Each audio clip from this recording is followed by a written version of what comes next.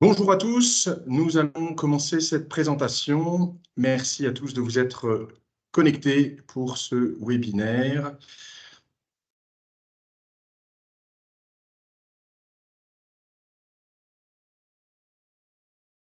Je suis Fabien Villefausse, donc je suis gérant obligataire taux et crédit chez Cogefi Gestion et je suis accompagné ce soir de Iyab Enabli, qui fait également partie de l'équipe obligataire.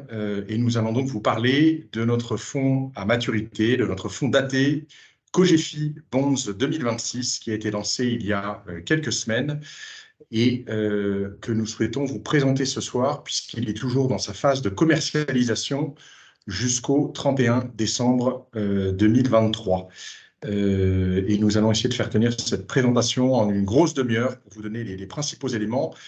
Et je vous invite d'ores et déjà, à l'issue de la présentation, si vous avez des questions auxquelles nous n'aurions pas répondu, à ne pas hésiter à recontacter vos banquiers privés ou vos interlocuteurs habituels chez Cogefi et Cogefi Gestion, qui pourront vous donner toutes les précisions nécessaires si vous en avez besoin.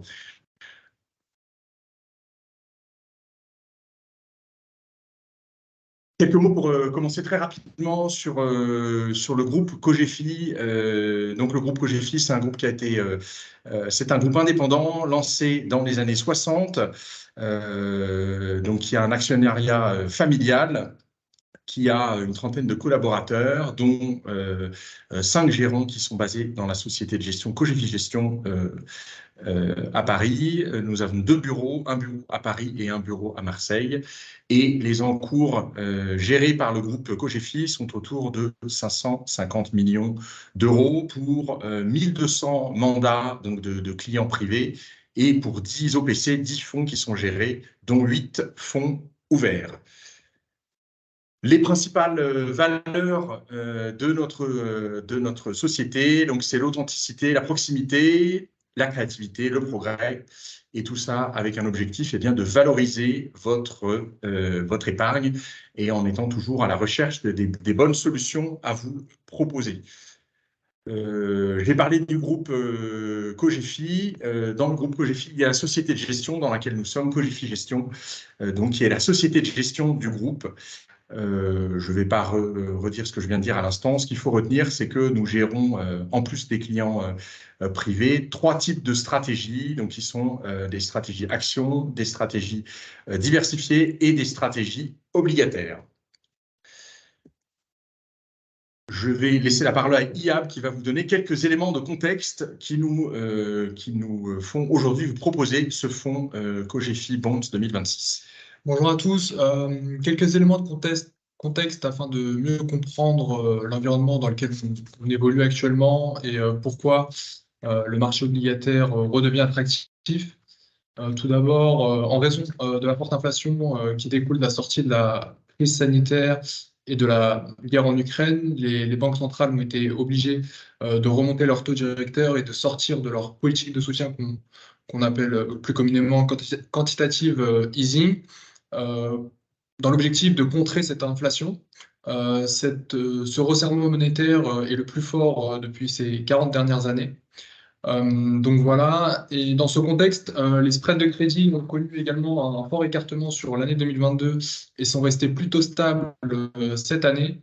Par spread de crédit, nous entendons l'écart de rémunération d'une obligation d'entreprise par rapport à une obligation d'État.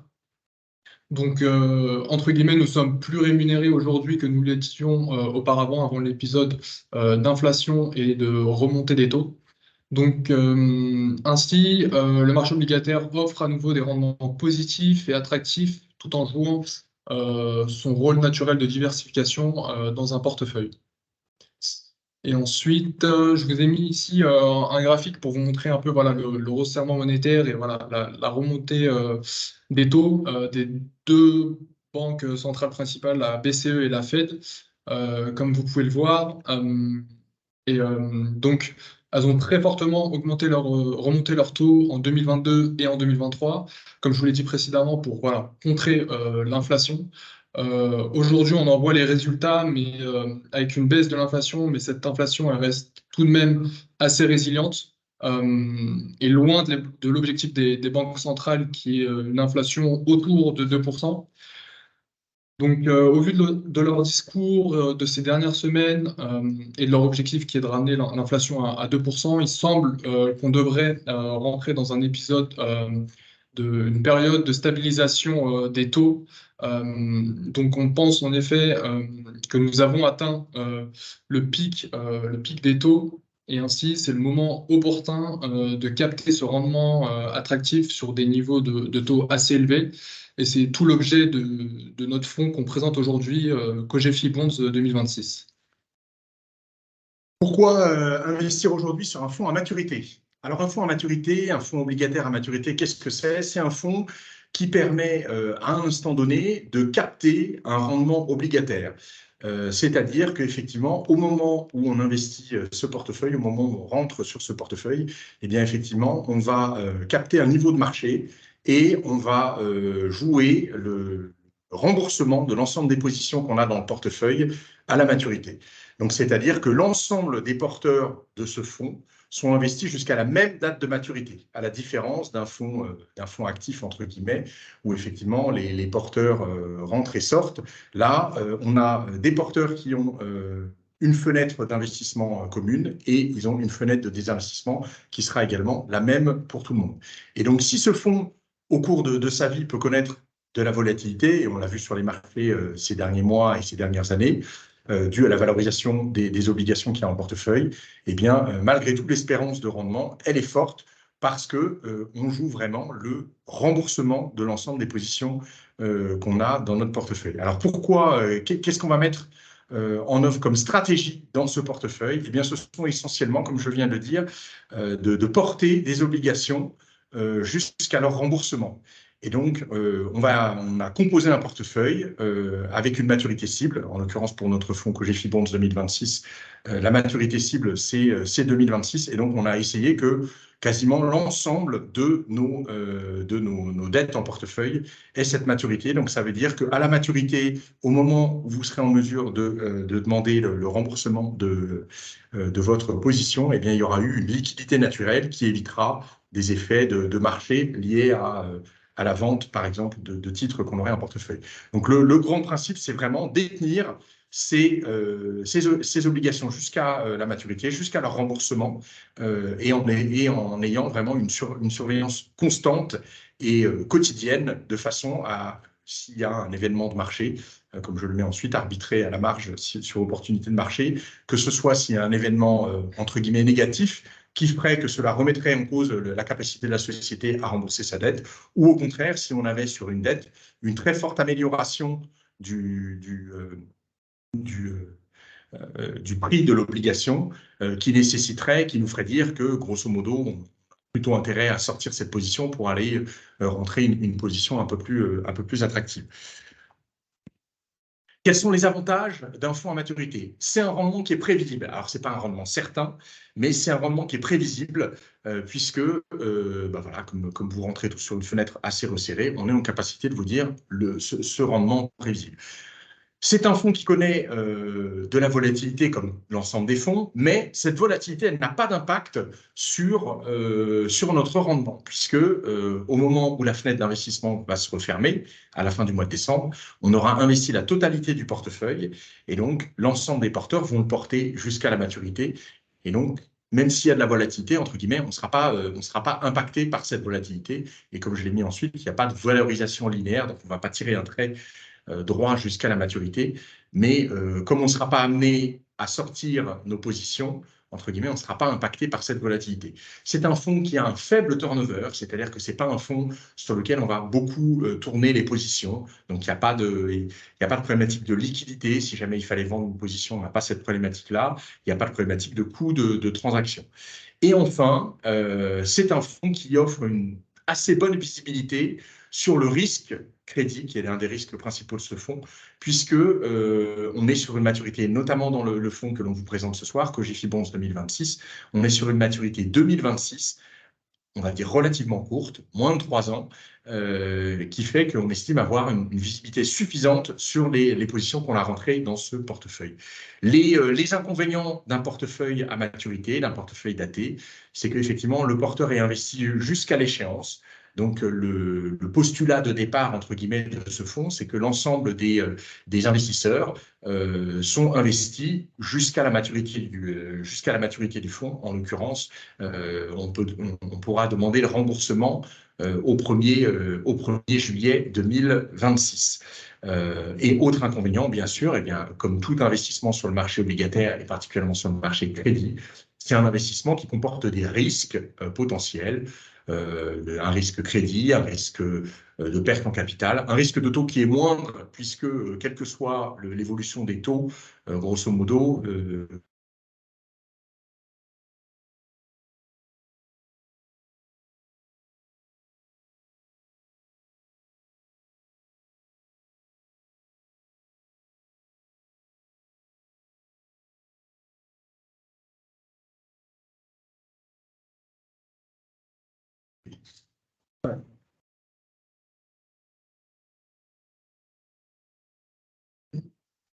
alors, est-ce que vous nous entendez? On me dit que ça avait coupé.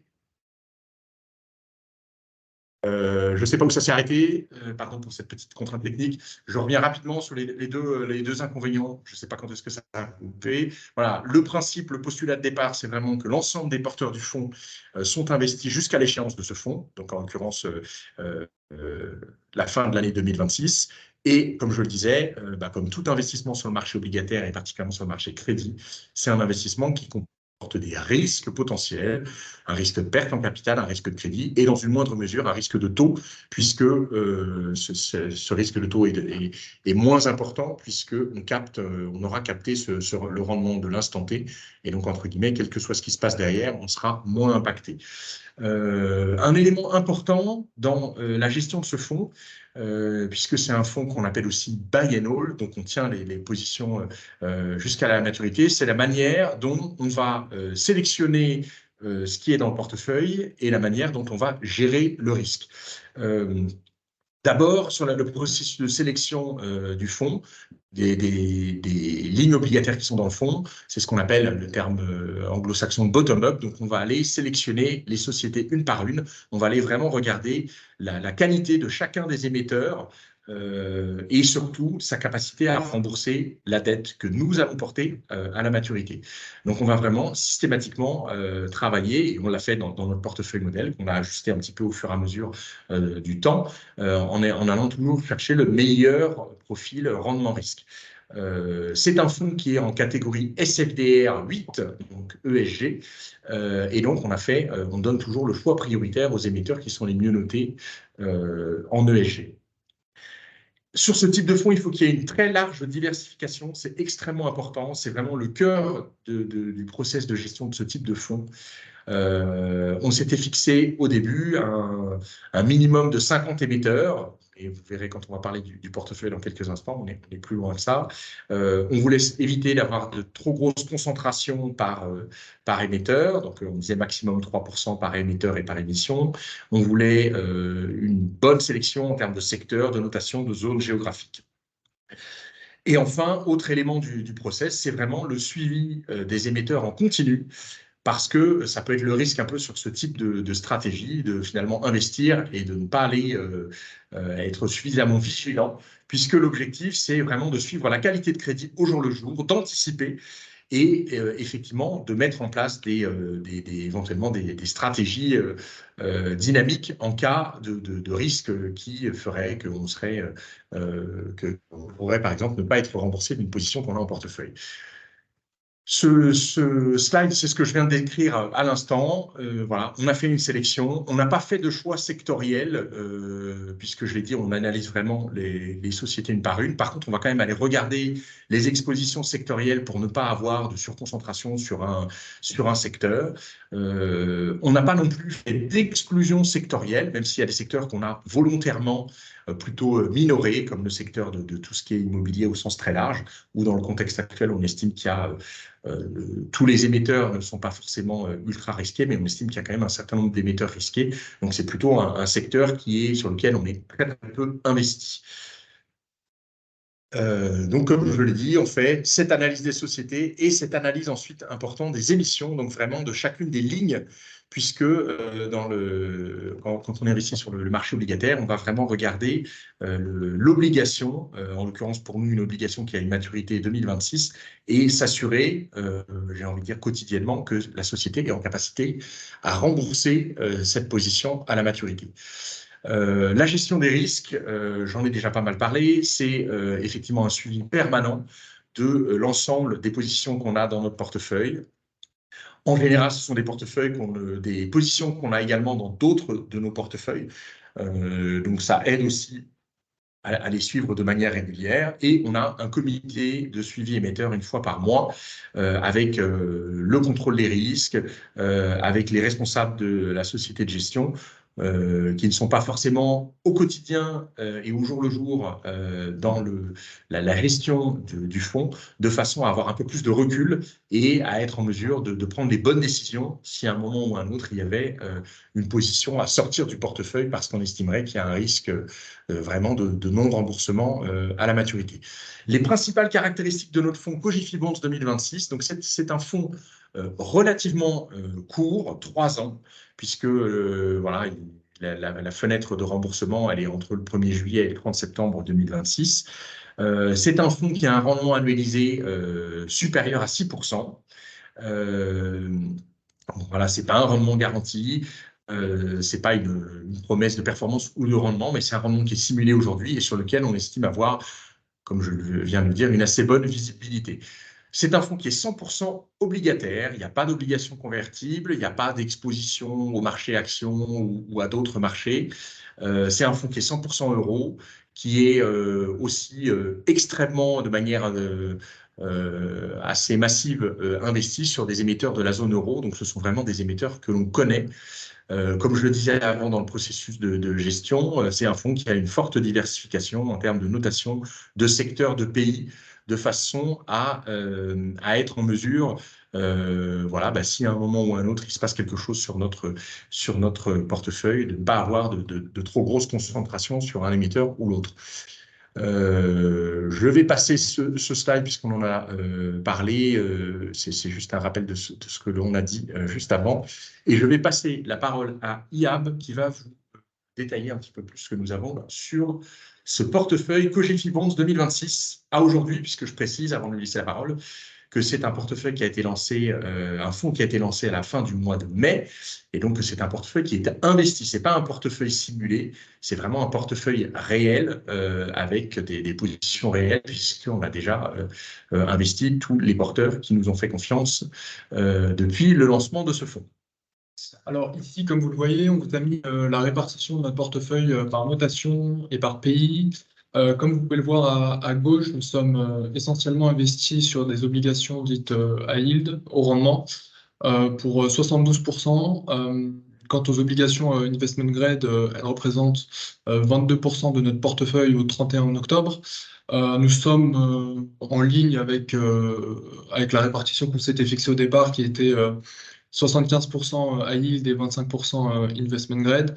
Nous considérons que cette répartition est la plus pertinente pour vous offrir un rendement assez attractif. Concernant la répartition par pays, nous sommes largement investis, comme l'a dit Fabien, sur des émetteurs situés en zone euro, à hauteur également de 72%. Et dans les autres pays OCDE, on peut retrouver des pays comme les États-Unis ou la Grande-Bretagne, des pays qu'on connaît bien, des émetteurs qu'on connaît bien, et voilà, on ne va pas aller au-delà de ces zones géographiques. Et toujours, comme je le dis, des émissions en euros, c'est-à-dire il n'y a pas de risque de change dans ce portefeuille. Que ce soit des émetteurs américains ou de la Grande-Bretagne, pardon. Donc, concernant le nombre d'émetteurs, nous sommes à 77 au 31 octobre. Nous avions comme objectif 70 au départ. Donc, nous sommes relativement au-dessus et pourquoi pas aller au-dessus. Cette diversification d'émetteurs permet de réduire le risque. Donc, si nous avons la possibilité d'augmenter ce nombre à l'avenir, nous le ferons. On vous a mis à droite la répartition par secteur. Comme on peut le voir, nous sommes majoritairement investis sur des valeurs défensives. Ces valeurs sont particulièrement robustes lors d'un ralentissement de l'activité économique. Et c'est ce qu'on attend, en tout cas, c'est ce que les économistes nous disent, c'est que les prochains mois connaîtront un ralentissement économique. Donc voilà, tout ceci permettant de vous proposer un rendement annualisé brut de 6% au 31 octobre.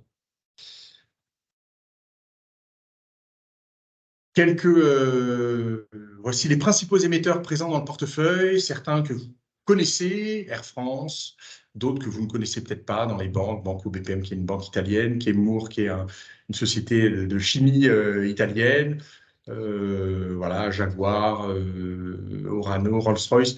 Dans les autres noms que vous connaissez, pour parler des autres noms qui ne sont pas dans cette liste, mais vous avez aussi des émetteurs comme BPCE, Lufthansa, Forvia, l'ancien Forestia, Iliad, Loxam, Orano, l'ancien Areva, ou Picard. Donc voilà, dans ces principaux émetteurs qui composent, enfin qui représentent à peu près un peu moins de 20% de l'actif net, vous avez peut-être un certain nombre de noms que vous connaissez peu, mais par contre, voilà, dans les 77 émetteurs, si vous aviez la vue sur l'ensemble du portefeuille, vous verriez qu'il y a beaucoup d'émetteurs que vous connaissez, qui sont, entre guillemets, comme on le disait, des sociétés européennes et aussi, peut-être encore plus particulièrement, des sociétés françaises, puisque c'est plus facile de suivre un marché avec la proximité pour nous que d'aller chercher des dizaines d'émetteurs étrangers qu'on aurait du mal à analyser. L'exposition moyenne par émetteur du portefeuille est de 1,25%. La plus petite exposition du portefeuille, elle fait 0,45%. Et l'exposition la plus importante, elle fait 2,07%. Le portefeuille est un portefeuille donc, qui rembourse, qui arrive à maturité en 2026. Alors, c'est vraiment extrêmement important. Vous le voyez sur ce slide, 82% des émissions que nous avons dans notre portefeuille remboursent entre mars et octobre 2026. Et petite précision, nous n'avons aucune exposition qui rembourse après le 31 octobre 2026. C'est dans notre prospectus. C'est extrêmement important parce que vous avez pu voir dans la multiplicité des fonds à maturité, des fonds datés qui sont sortis ces derniers mois. Si vous regardez un peu précisément, vous pourrez voir que certains de ces fonds à maturité s'appellent 2026, 2027, 2028. Et en fait, ils ont le droit de détenir des dettes qui sont 1 an plus long ou 2 ans plus long. Et donc, quelque part, on crée un risque de marché, un risque de mark-to-market, si on emploie le terme de marché. C'est-à-dire que le jour où, dans ce fonds-là, il faudra aller faire de la liquidité, il faudra vendre une obligation à qui il restera 1 an ou 2 ans de vie. Et donc, il pourra y avoir un peu de surprise dans la valorisation et dans la vente de ces obligations. Dans le cadre de notre portefeuille, on a tenu à cela. On vous vend un portefeuille qui s'appelle Cogefi Bonds 2026. Eh bien, vous avez une très grande majorité des positions qui sont dans le portefeuille qui remboursent en 2026 et quelques-unes qui remboursent un peu avant. C'est plus qu'on avait des difficultés à trouver cette diversification et sur le marché obligataire, c'est compliqué de trouver des obligations qui rembourseraient toutes à la même date. Donc effectivement, on a dû aller sur des obligations un peu plus courtes pour quelques positions, mais vous voyez que l'ensemble de nos positions rembourseront à la maturité et ça créera une liquidité naturelle puisqu'on n'aura pas à vendre des positions au moment où le portefeuille remboursera. Et on a une durée de vie moyenne du portefeuille qui est de 2,19, donc inférieure à 3 ans. Les points clés de ce fonds, Cogefi Bonds 2026, on l'a dit à plusieurs reprises, c'est un fonds qui est diversifié, ça c'est un élément extrêmement important en termes d'émetteurs, de secteurs, de pays et de notation. C'est une maturité qui est assez courte, inférieure à 3 ans, qui nous donne une bonne visibilité. Et on nous interroge souvent en nous disant, oui, vous avez mis beaucoup de haut rendement. Eh bien, justement, on a mis beaucoup de haut rendement, mais comme on est sur une maturité courte, inférieure à 3 ans, on estime qu'on a une bonne visibilité. Aller lancer un portefeuille avec beaucoup de haut rendement sur des maturités 2028, 2029, ça serait un peu périlleux. Là, on estime que sur du 2 ans et demi, 3 ans, on a une assez bonne visibilité sur les sociétés et les dettes de sociétés qu'on a mis dans notre portefeuille. Donc, la durée d'investissement conseillée, elle est de 3 ans. Donc, ça veut dire que vous, entre guillemets, vous immobilisez vos capitaux pendant 3 ans. Alors, attention, ce n'est pas un fonds fermé. Il va être fermé à la souscription, mais il restera ouvert à la sortie, même si ce n'est pas l'objectif c'est pas l'objectif de la gestion. L'objectif, c'est que vous teniez votre position jusqu'à la maturité, donc en 2026. Mais s'il y a un aléa qui vous obligerait, un projet immobilier ou quelque chose comme ça qui vous obligerait, par exemple, à vendre cette position, ce n'est pas un fonds qui est fermé. Il y a un mécanisme de protection, que je ne vais pas vous détailler parce qu'il est un peu complexe, mais il y a un mécanisme de protection qui protège, entre guillemets, les autres porteurs si jamais un des porteurs sort avant la maturité. Donc, ça veut dire que le porteur, il sortira avec un prix un petit peu dégradé pour justement protéger l'ensemble des autres porteurs. Mais ce que je veux dire, c'est qu'il n'aura pas de... il n'est pas fermé au sens où il peut sortir son investissement, l'investisseur, s'il en a besoin.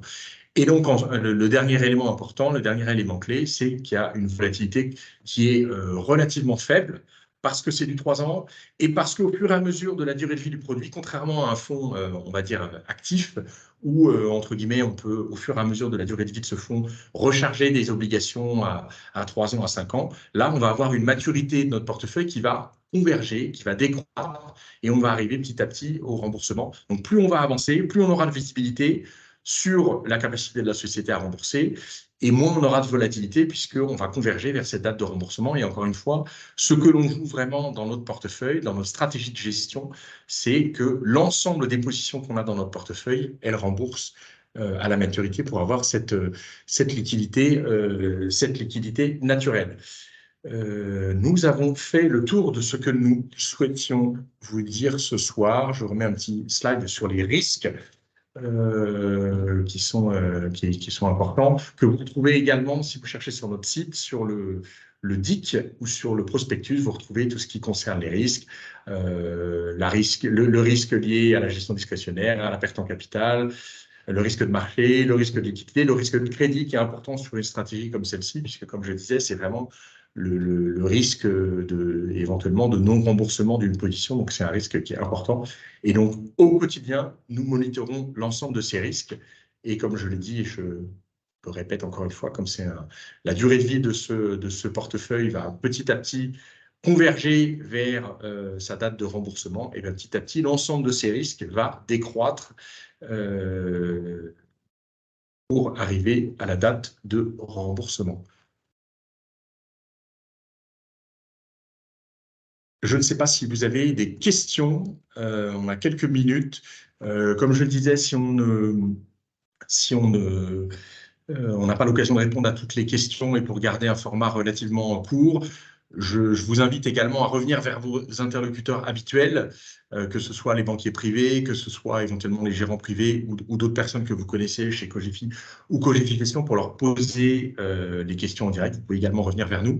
Mais on peut prendre une question. S'il y a une question, je vais ouvrir le chat. Je ne sais pas si quelqu'un voulait poser une question.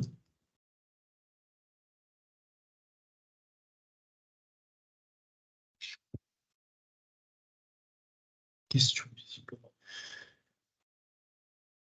Écoutez, je ne vois pas. Ah oui, voilà. Alors, y a-t-il un minimum d'investissement? Alors, le minimum d'investissement sur le fonds, c'est effectivement une part. Donc, la part P, la part du client privé, elle est autour de 1 000 euros.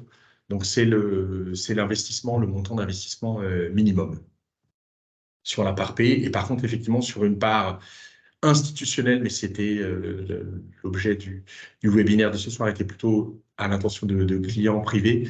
À l'inverse, sur les clients institutionnels, le minimum, c'est 500 000 euros. Donc, le montant n'est pas le même. Je ne sais pas si quelqu'un d'autre a une autre question. Alors, l'intérêt de fermer les souscriptions. Alors, effectivement, c'est une question très intéressante parce que l'objet, il y a beaucoup de fonds datés qui restent ouverts. C'est un peu une nouveauté. Quand il y a eu la première vague de fonds à maturité, de fonds datés après la crise de 2008, en 2009, 2010, 2011, d'ailleurs, l'AMF permettait à l'époque vraiment de formellement, la plupart du temps, fermer les fonds. Là, on a souhaité fermer la commercialisation du fonds, principalement pour protéger l'ensemble des porteurs. C'est-à-dire que si on laissait ouvert et qu'il y avait un mouvement de marché, notamment un très fort resserrement, par exemple, des spreads de crédit, des marges de crédit dont Yab a parlé tout à l'heure, ou des taux, eh bien effectivement, qu'on avait quelqu'un qui rentrait dans le fonds, qui souscrivait dans le fonds pour une somme assez importante, que ça déséquilibrait du coup les investissements, on pourrait se retrouver finalement à diluer, entre guillemets, les porteurs qui nous ont fait confiance depuis le début, qui se retrouveraient du coup avec un rendement, on aurait du mal à leur entre guillemets, servir le rendement qu'on a calculé au début, parce que si, je ne sais pas, si le fonds double de taille, pour prendre un exemple concret, bien, effectivement, au moment où il va y avoir ce fonds qui va doubler de taille, on va investir les souscriptions au rendement du moment. Et si le rendement du moment, eh bien, il s'est resserré, il n'est plus à 6%, il est à 5% ou à 4%, eh bien, mathématiquement, on va diluer les autres porteurs parce qu'effectivement, ils vont se retrouver, l'encours du fonds va avoir doublé, mais effectivement, tout le monde va se retrouver dilué par le fait qu'on a eu cette augmentation d'encours. Et donc, c'est vraiment une protection. Et on a fait ce choix d'une fenêtre de commercialisation qui est relativement courte. L'idée étant de vraiment protéger les clients qui nous ont fait confiance et qui sont rentrés dans cette stratégie. Et on estime aussi que plus on va avancer dans le temps, plus ça va être difficile d'aller chercher des obligations sur cette maturité 2026. Et donc, effectivement, si on a des aléas en permanence d'augmentation de l'encours, effectivement, on pourrait avoir des difficultés à trouver des obligations sur lesquelles investir et on pourrait avoir des difficultés parce que, effectivement, plus on va avancer dans le temps, plus les porteurs qui, comme nous, sont sur des stratégies à maturité, bah, ils sont plutôt là pour garder les autres fonds équivalents, pour garder leur position jusqu'à la maturité. Et donc, à un moment, on peut se retrouver avec des difficultés vraiment à trouver des nouvelles positions quand il nous reste 1 an et demi, 2 ans de vie sur le produit. Donc, c'est vraiment, en synthèse, l'objectif, c'est vraiment de permettre à ceux qui nous ont fait confiance depuis le début, eh bien, effectivement, d'être protégés contre une éventuelle dilution liée à quelqu'un qui rentrerait en cours de route.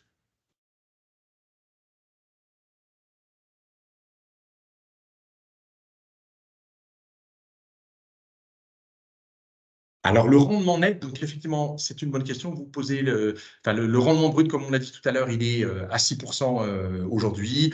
Ces derniers mois, il a un peu évolué en fonction des marchés. Quand il y a eu des tensions de marché, le rendement brut a un peu augmenté. Quand il y a eu, au contraire, des spreads de crédit qui se resserraient ou des taux qui se resserraient, le rendement brut a un peu rebaissé. Sur une part P, donc une part pour les clients privés, part qu'on appelle retail, effectivement, il faut retirer les frais de gestion et donc il faut retirer un 25%, donc on est un peu en dessous de 5. Donc on est sur du 4,75. Selon comment les choses vont marquer dans les prochaines semaines, il faut compter qu'il faut retirer les frais de gestion pour avoir une bonne évaluation de ce rendement net. Sachant que, comme je l'ai dit, en parallèle, c'est pas l'objectif d'aller tourner le portefeuille. Et puis, comme je l'ai dit à l'instant aussi, on ne pourra pas forcément tourner le portefeuille parce qu'à un moment, on aura moins de liquidité sur ces dettes 2026. Mais on peut être amené aussi, sur opportunité, de manière très, très épisodique, à bouger une position qui se serait très fortement serrée et aller rentrer quelque chose pour aller grappiller quelques points de base en termes de rendement. Mais voilà, pour répondre à votre question, 6 brut, et en net, on est sur un peu au-dessus de 4,75.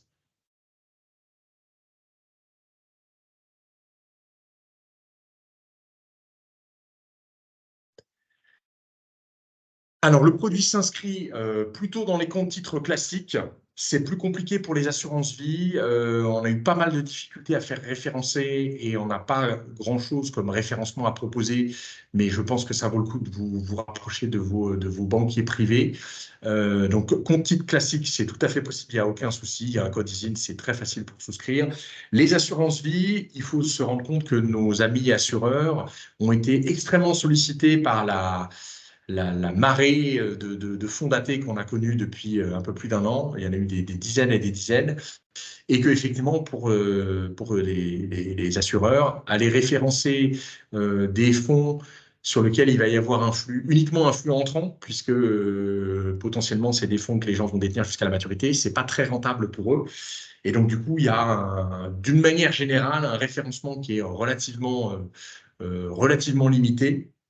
Et en plus, nous, arrivant, j'ai envie de dire, dans la vague des fonds datés qu'on a connus, qui ont été lancés depuis un an, et bien effectivement, c'est encore plus difficile à faire référencer. Donc, compte titre classique, c'est tout à fait possible. Assurance vie, il y a quelques référencements dans les tuyaux, mais clairement, c'est compliqué de le passer dans une assurance vie.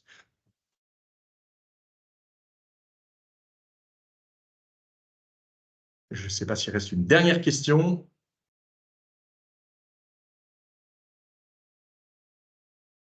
Il nous reste à vous remercier, à vous dire que nous restons à votre disposition pour répondre à d'autres questions ou pour apporter des précisions si on n'a pas été précis sur un point ou l'autre ou s'il y a quelque chose que vous ne comprenez pas. N'hésitez pas à vous rapprocher de vos interlocuteurs habituels de Cogefi ou Cogefi Gestion.